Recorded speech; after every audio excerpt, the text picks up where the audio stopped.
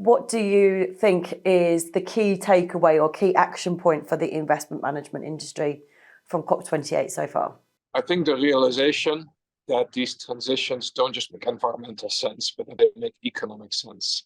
And that to drive this transition forward, public policy making and the setting of public or country level commitments will always be a helpful driver and will accelerate these transitions. But what's really driving this forward is the fact that we're moving to certain economic systems that will simply outcompete the existing fossil fueled, extractive, wasteful systems that we have today.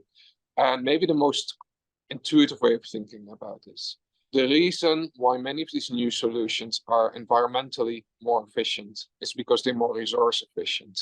And because they're more resource efficient, they are economically efficient. And that really lies at the heart of why we think a renewable, electrified, nature-based circular bioeconomy will actually be more competitive than the current value chains that we rely on today. For me, two short points on that. Noting that I'm more in the supply chain world than in the financial world myself. From the conversations that I hear, there is this cry for a carbon price, which is probably the obvious thing.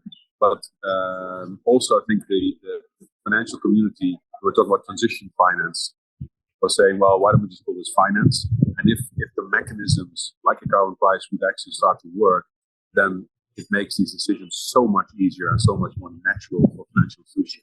They have more clarity in what they're committing capital to. So I think that's important. And the second thing for me is this de-risking of the investments. I think they're desperately wanting to get in, but I think the models and the various calculations around risk see that they're not reaching far enough in a number of countries, especially in the developing world. And so I think that's some of that risk equation where large insurance companies can step in, where states can step in. I think that needs a little bit extra help. And I would imagine that they're looking to get a bit of help in those hurdles. I think from my perspective, it's around global alignment on regulatory policy and the regulations themselves. The financial institutions are being bombarded with various regulation, and I think the big cry out from them is, can we have some global integration, not just in terms of the regulation that is hitting them, but the regulation that's hitting the real economy as well. So to have a degree of alignment between the compliance obligations that they themselves are subject to, but also the obligations that the companies that they are funding or investing or insuring are subject to as well. I think we need to think differently. We need to change our mindset, and we need to rethink the whole risk return formula. Business as usual isn't going to cut it anymore. We really need to rethink some of those basics and find partners that can help us de-risk some of the things that we need around climate finance. So that would be my one takeaway for the industry. The lack or the evolution of a commitment to phase out or phase down on fossil fuels is very important for the financial services industry, because a lot of frameworks that we use, for example, the Science-Based Targets initiatives, now mandate that. The moment that we are unaligned to government policy because they don't, for example, commit to a phase out, it will be very hard for investors, portfolios, and also the way that we're stewarding capital, so engagement capital, to push for that phase out without that government action.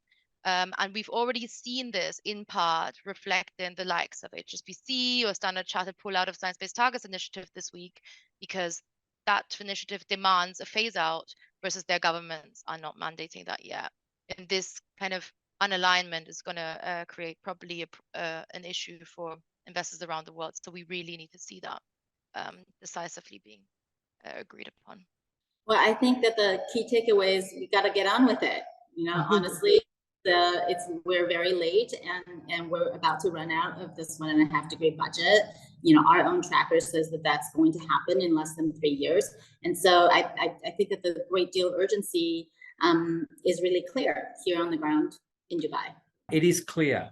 The world is moving to address climate change. Yes, it might be bumpy. Yes, it might be not straightforward. But if you are an investor, you've got a responsibility, an obligation to ensure that you are providing solutions that are incorporating the climate change challenges, but also you are providing solutions, and that you've got your own climate transition plan.